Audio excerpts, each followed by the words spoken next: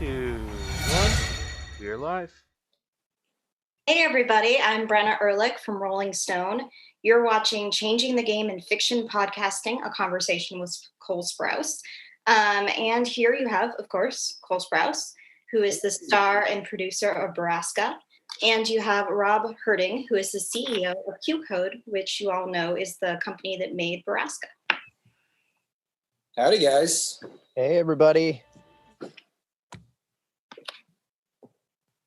All right. Yes, you do. Start.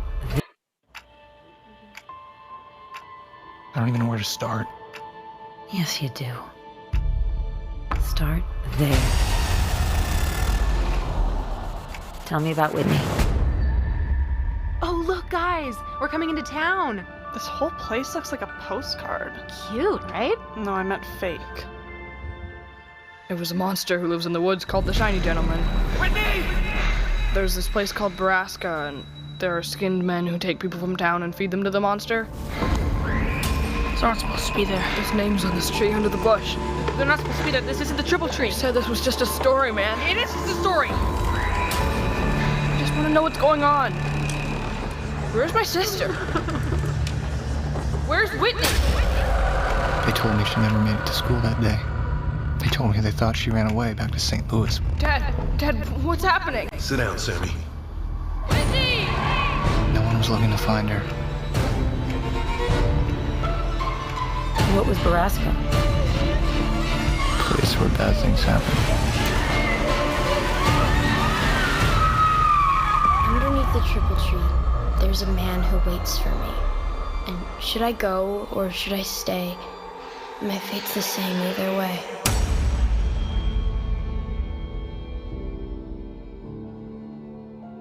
QCode presents Borrasca, starring and produced by Cole Sprouse. Listen to the first episode on May 25th. Subscribe to the show for free wherever you find your favorite podcasts. You can also learn more at qcodemedia.com or by following @QCodeMedia.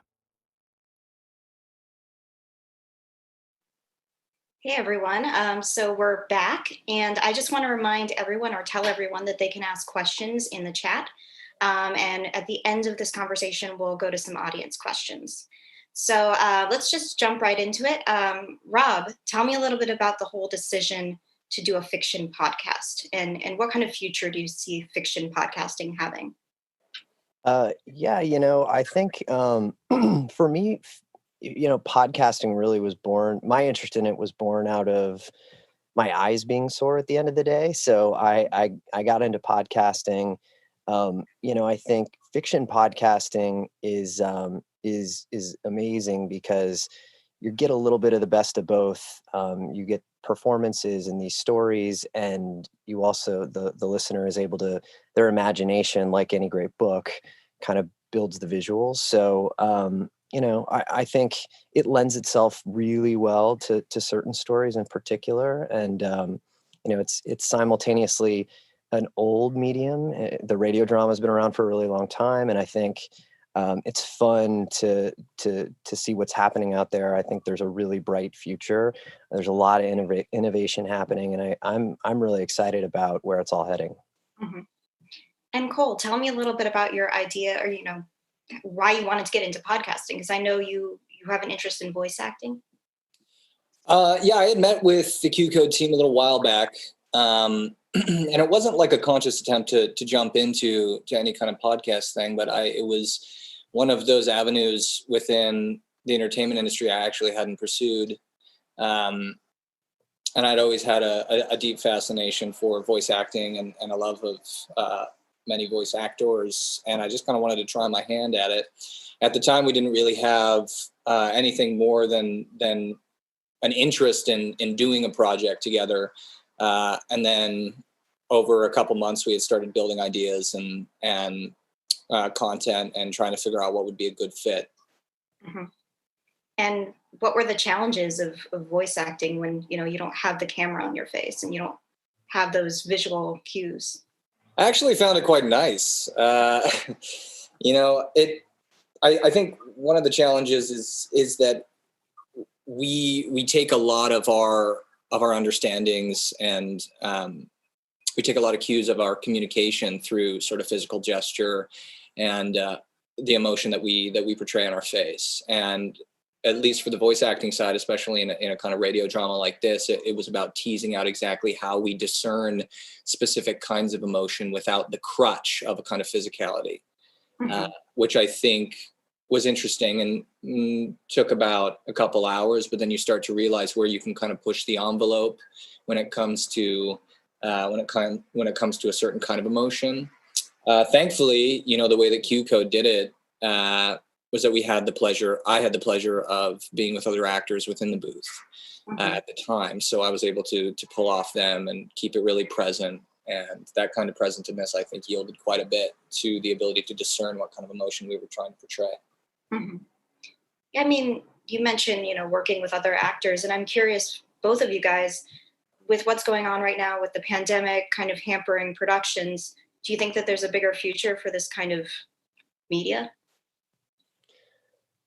I'll jump in. I definitely do. I as I was saying earlier, I'm excited because I think there's more growth yet to come in the medium. And look, one of the nice things I think is the speed at which these kinds of shows can get made. Obviously, you just don't have the same amount of logistics. So that I think there's a real benefit, and it's really new for everyone. So I think in the way that Cole mentioned, it was new to him. It's really new to kind of all of us jumping in and doing it. So I think so. I'm hoping that as it evolves, everyone will find more ways to work this kind of thing into their schedule. And I think a lot of a great material is going to come out of that.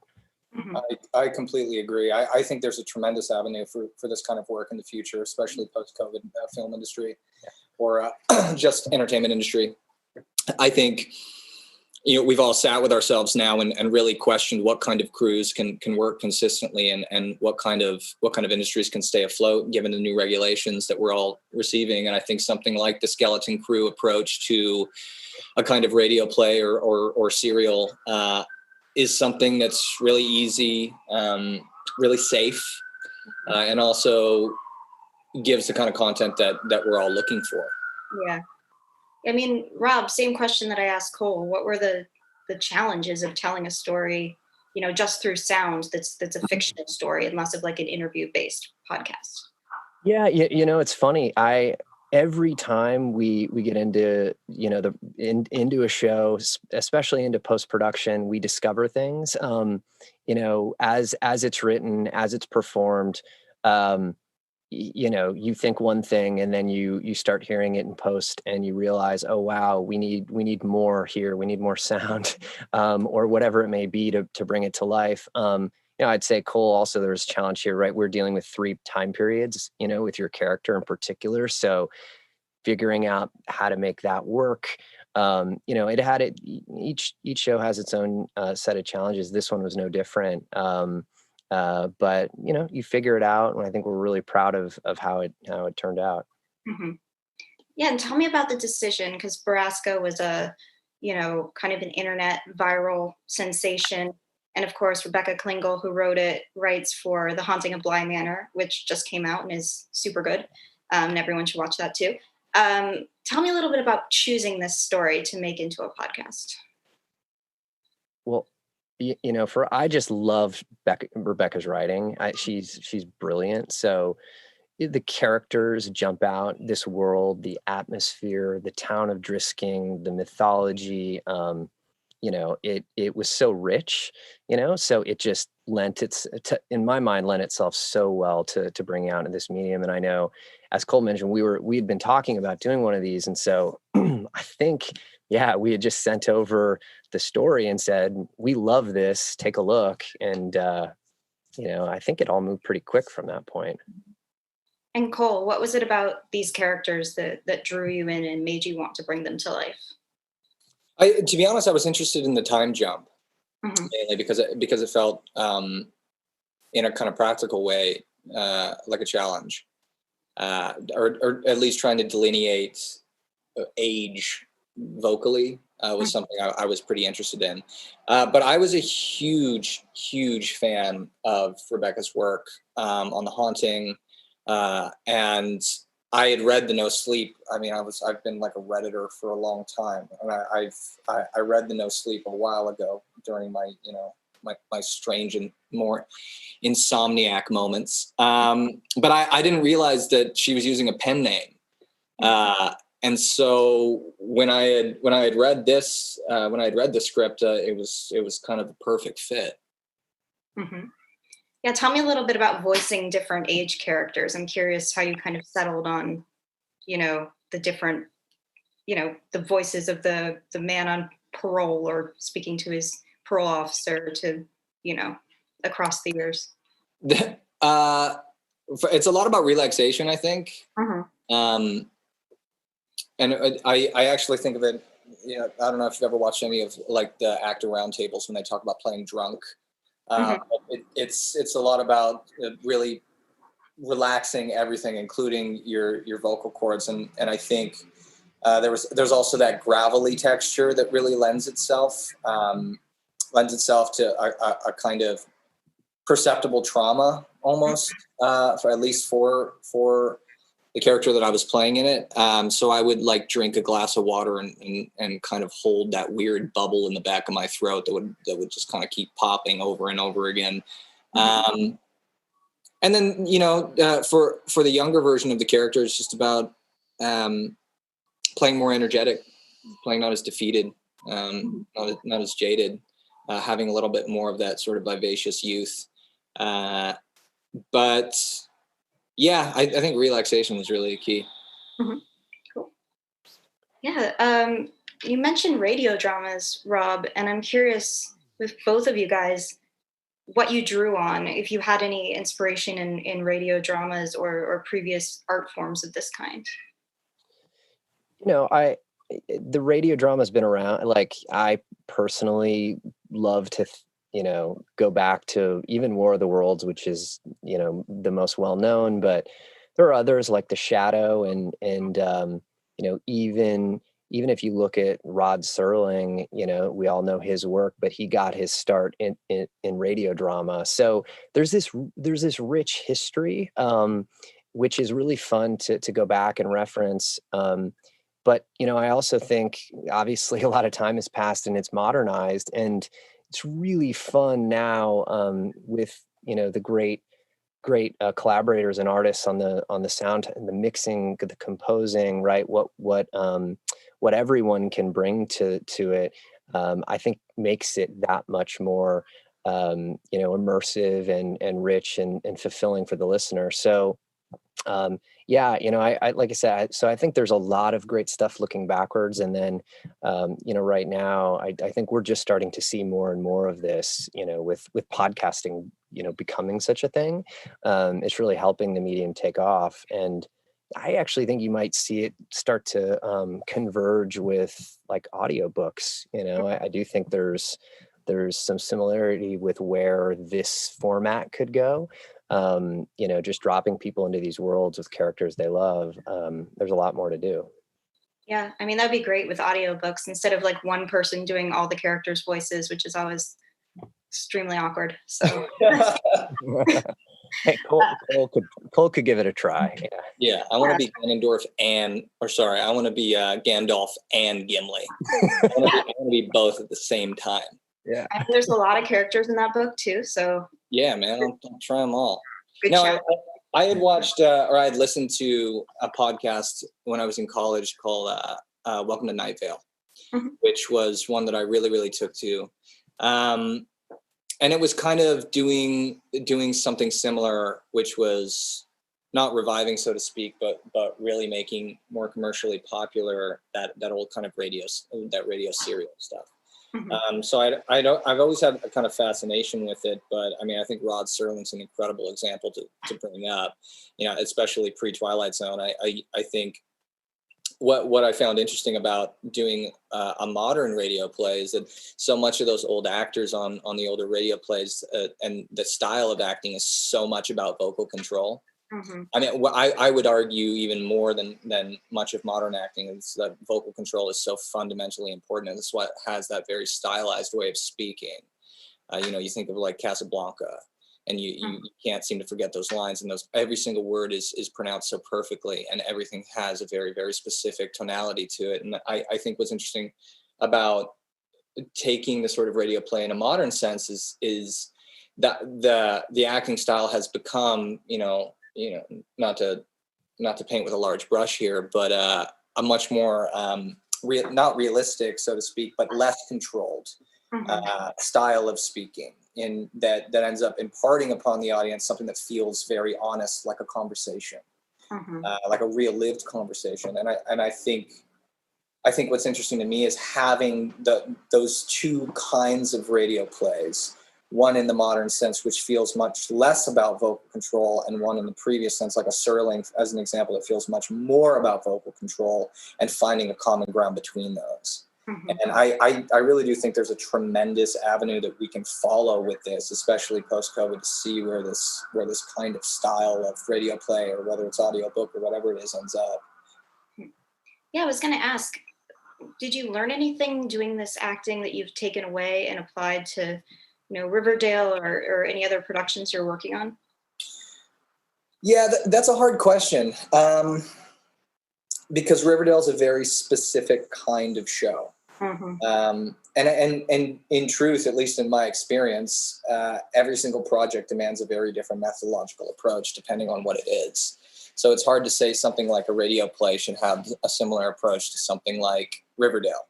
Whereas in Borrasca's example, I had so much time to actually ruminate and sit and prepare with the material.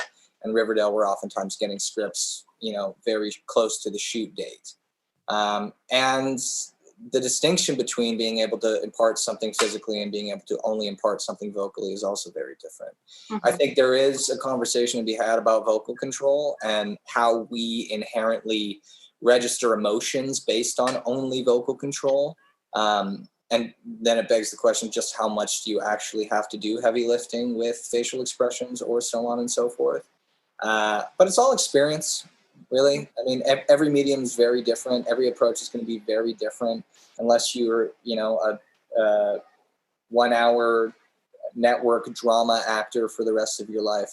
I'm pretty sure that every new project you approach is going to demand a kind of flexibility that's going to make you sort of reassess how to approach this project individually. Yeah, I'm also curious, you guys, this show has done so well. I know there's a lot of fans chiming in right now, but what do you think it is about this story and the production that has captured so many people's attention?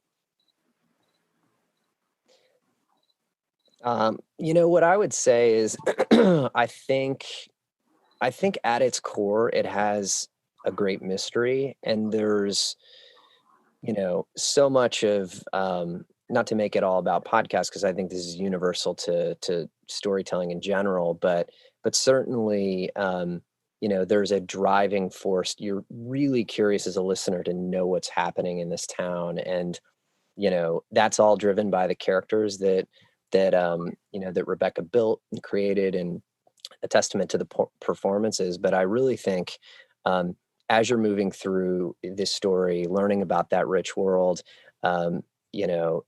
Rebecca did an amazing job of kind of breadcrumbing out and creating all these red herrings, and piecing this story together, which culminates in a pretty horrifying and ending. And I think it has that propulsive element, which really I certainly look for in a story, and I think this has it in spades. What do you think, Cole? I'll chime in on that. I also think we're really in a kind of golden age right now of horror entertainment. I feel like the last 10 or so years, the public interest and general interest within horror entertainment has been really, really transfixed upon the genre in general. And I think so, other than just a kind of open doorway and palatability to that kind of content right now, I also think we've been truly inundated with supernatural horror entertainment, and Borrasca really isn't. Mm-hmm. It has a very human and very real connection to it. And it is ultimately a human story, but it's about those gray areas in which humanity can be so deprived that we turn them into sort of supernatural figures, which I find intriguing. I also think the kind of sleepy, like foggy pine forest, like classic Americana town is just bread and butter. I mean, I love it, and most people will. And I think we've also normalized to a degree falling asleep with headphones in and listening to someone else's voice, much more than I think previous generations. I mean, I think it's in part, thanks to the success of YouTubers or streamers or people who are these personalities that we can turn on right before we fall asleep and fall asleep to, a cooking show. Or in my case, David Attenborough just speaking to me in that wonderful voice, which puts me right to sleep. But we've normalized that kind of very personal connection to someone's voice in our ears now. I think there's a ton of factors. It's hard to say. I also think it's, Rebecca wrote an incredible little story, and that. I don't think that we should throw that away. When you get all the right ingredients in the pot, you're much more likely to create a good dish. I mean, there's always a chance of failure, so to speak, but the serendipity of having all the right ingredients means that you have a much higher likelihood of success. Mm-hmm. Yeah, I think you're right about the horror being popular. And, they say that the horror that is on the screen mimics in some ways the horror that's going on in the world. So like you said, real people sometimes are scarier than ghosts. So I think so. I think it's also about, that juxtaposition. I think many of us right now are incredibly uncertain with the greater state of things. And I think to have the juxtaposition of something they're watching being a much more horrible alternative to the reality we're living is some sort of schadenfreude that I think we really enjoy. Yeah, for sure. Well, let's see. I think we have to get to questions now. So excuse me for squinting at this tiny print. Let's see. Cole, how involved were you in the production of the podcast, and how did it feel to produce your own project? I think in the pre-production cycle, it was much more about screening and selecting the kind of projects that we want. But I'll give credit where credit is due. Team over at QCode has made projects like this before, and were absolutely primed to assist in every single way that I needed in order to actually get the project off the ground. There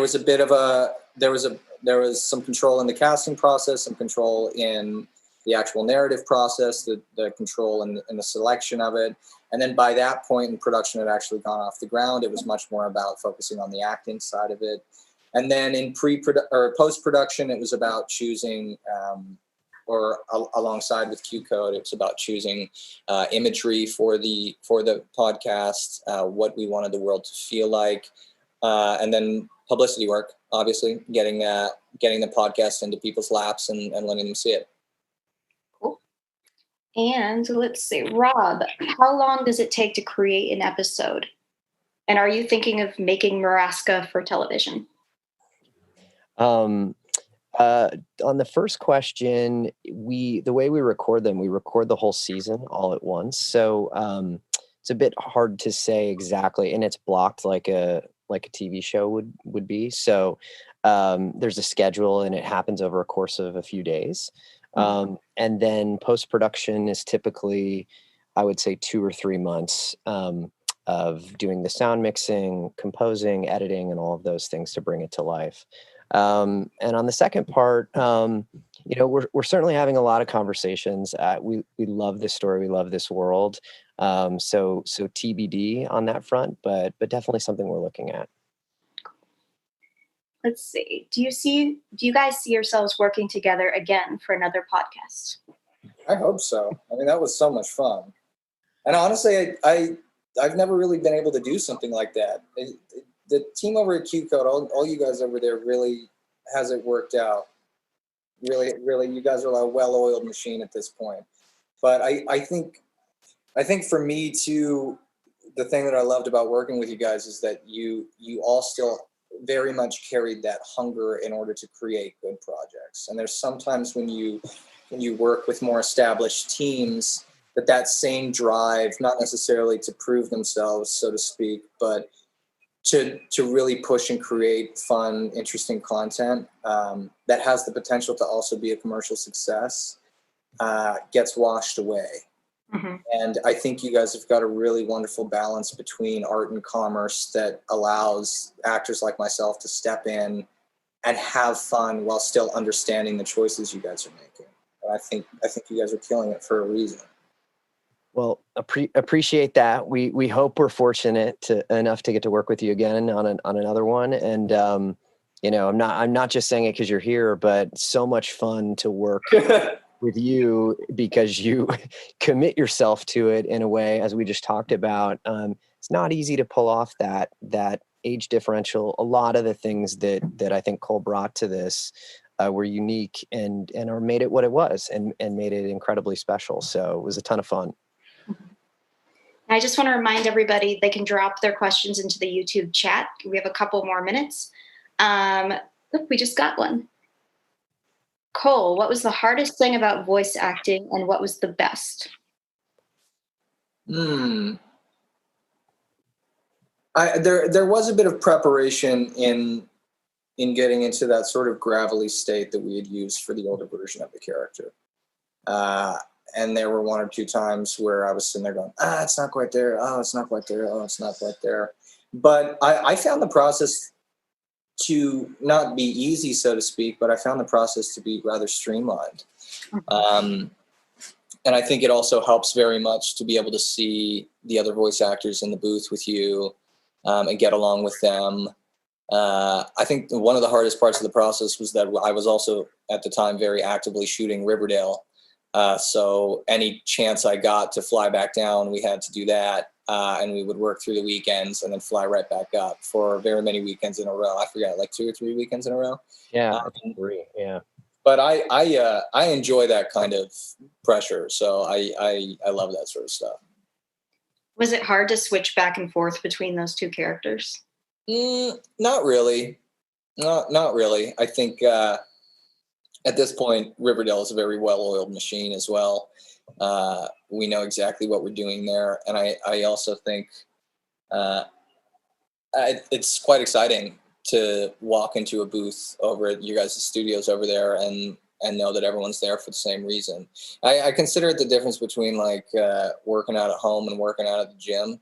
The second you step into the gym, everyone's socially working out and you're kind of going like, oh, I guess I got to as well. So you enter into that space in the studio and you immediately know what you're there for. And yeah, I didn't find it too challenging. Mm-hmm. Well, we're almost done here, but I think we all need to know, Cole, what is going on in the background there with Nicholas? Yes. That's my Nicolas Cage picture that I have framed inside my house. Okay. Actually, it's not a real signed photo. I had gone to a hotel and they had special requests.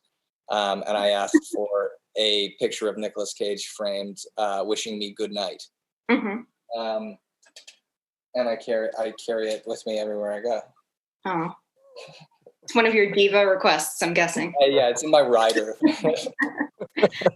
Well, thank you guys so much. It was so great to talk to you guys about Borrasca. It's streaming on Apple, Spotify, QCode, all over the place. And it's all out now, so you guys can binge it in isolation quietly.